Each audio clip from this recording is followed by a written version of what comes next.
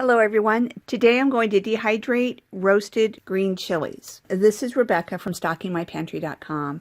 So I have these 4 chilies that I need to preserve because they're still fine, but they're a little bit, they've seen better days. Anyway, so I'm going to roast these green peppers, and I'm going to start off by putting them in the broiler, and I'll broil them until they're black on the one side, and then I'll flip them over and broil them on the other side.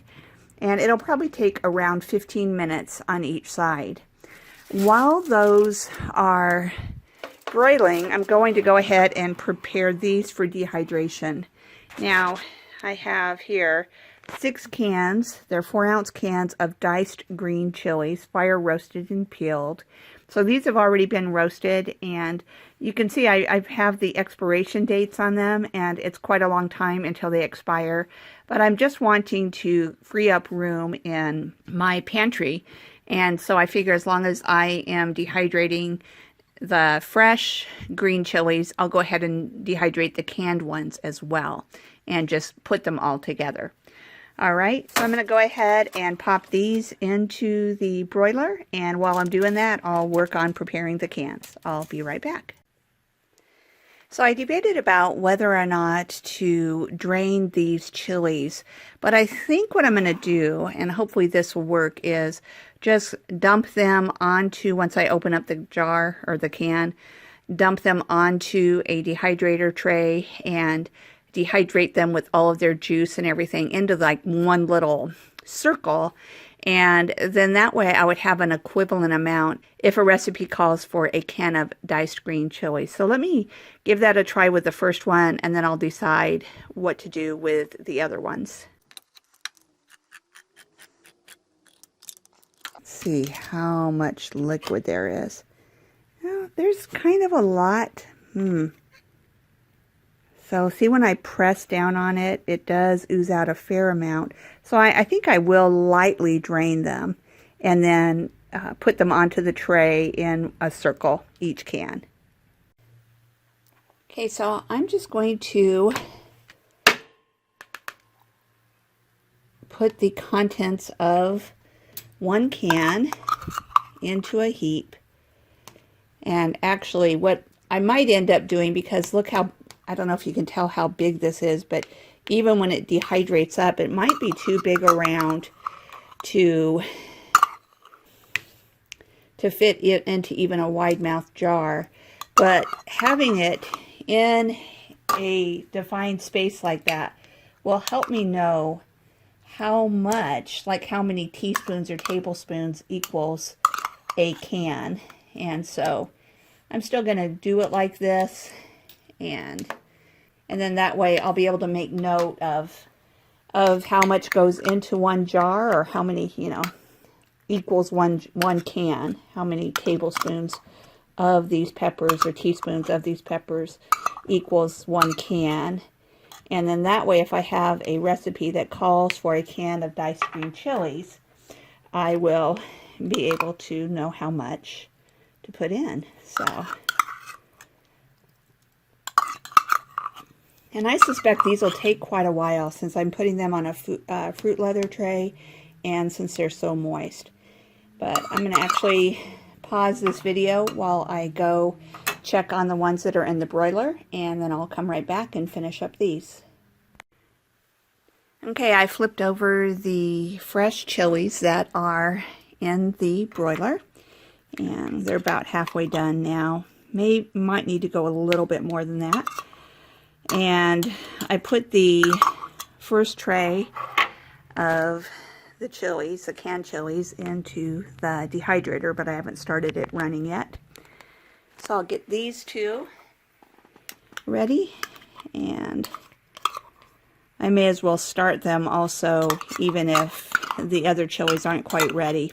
So what's going to happen with the other chilies is, once they're black enough, and I'll bring it out and show it to you, then I'm going to put them into a plastic bag, a Ziploc bag, and let them kind of steam, and then that'll take off, that'll loosen the skin, and I'll show you that whole process. I'll be right back in just a minute. Okay, you can see some are very charred, some not so much. And so what I'm going to do, rather than just keep them in forever, is take off the ones that are charred real well, mainly these two. And I'm putting them into a plastic bag and sealing it so they can start steaming. And I'm going to stick these two back into the under the broiler and see if I can get them finished up. This one is real charred on one side but not on the other. It's getting kind of mushy, which I was hoping to avoid, but I do want it to be well charred. So anyway, I'm going to leave these in the bag while I stick these two back under the broiler, and I'll be back when they're done. Okay, so these still haven't charred up as well as I would like, but they're really getting soft and smushy, and so I'm just going to go ahead and take them out and put them in the bag with the other two, and then I will let them sit for about 15 minutes to steam. They need to cool down, and then as they've steamed, hopefully the peel will come off easily. So I'll bring it back when I'm ready to go on to the next step. Okay, they've been sitting in the plastic bag steaming for about 15 minutes, and hopefully I did this well enough to where you can see that the skin peels off. So I'm going to peel all of the skin off. If there's some little bits of black that are stuck on, that's fine, because that's part of what gives it the good flavor. But I'm going to peel at least most of the skin off, and then I will be removing the seeds and cutting it up. So that's what I've got going now.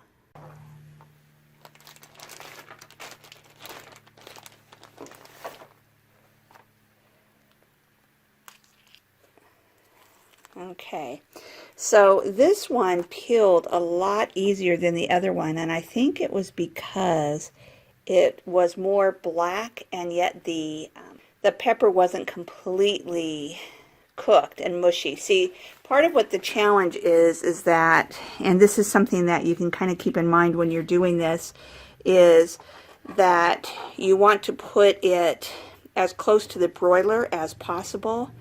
And I wasn't able to do that just the way my stove is set up. I couldn't put it real high. I've used other stoves where it was easier to do that. So, you know, just do the best you can with this.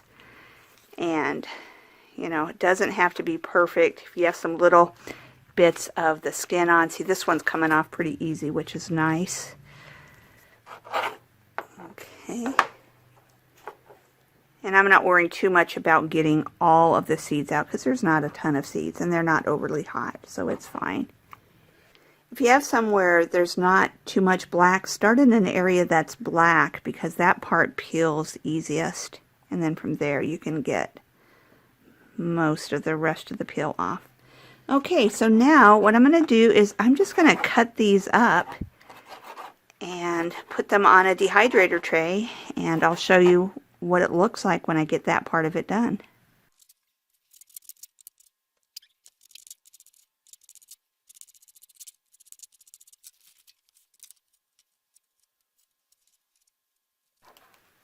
Okay, here is the tray, and I'm going to go ahead and pop that into the dehydrator, and then I'm going to go wash my hands, and then I'll come back and turn the dehydrator on.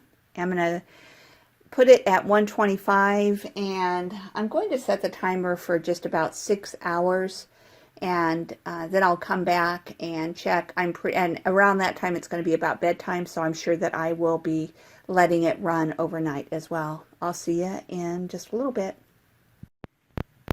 Okay, so the chilies have been going in the dehydrator for 5 hours now, and as suspected, they're not anywhere near dry. They are still very, very soft. And what's interesting is I checked on them a couple of hours ago, and they seemed thicker than I expected. I probably just didn't smush them down as much as I should have, and so I smushed them down some more. But I'm going to let them run overnight. And this tray are the fresh ones that I roasted and that I cut up. And of course, they're doing better because they're not piled so thickly. But it won't hurt for me to leave them overnight as well. So I'm going to go ahead and turn the dehydrator back on, and then in the morning I'll show you what they look like. I'm going to set the dehydrator for 10 hours. So at the point that I show it to you tomorrow, they will have been dehydrating for 15 hours. I'll see you in the morning. Hello everyone, it is now the next morning, and when I got up this morning everything was completely dry.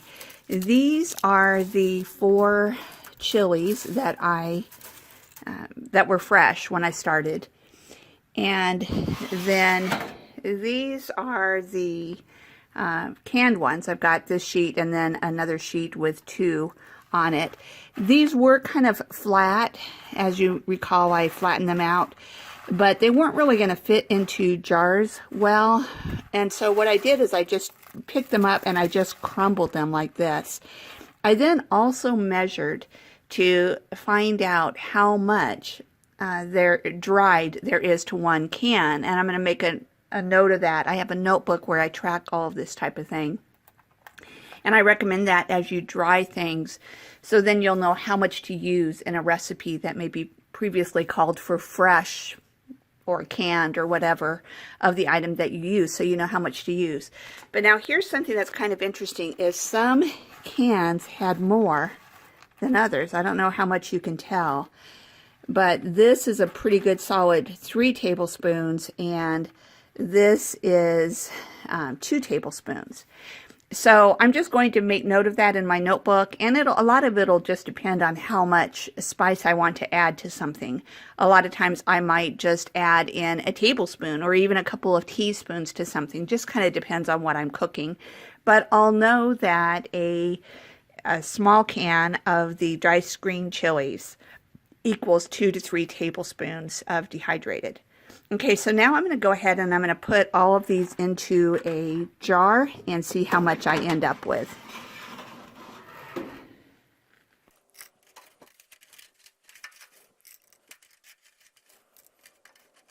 By the way, another thing that you can do is, as you're cooking things, you can just kind of taste them, you know, put some green chilies in and taste them. And if you want more spice, more flavor, you can always add more. Okay, so those 4 chilies resulted in, this one doesn't have measurings on it, but that looks like at most a half a cup of diced green chilies. So I'm just going to say that each diced green chili equaled about 1/8 of a cup of dried. So now let's go ahead and put the rest of them in.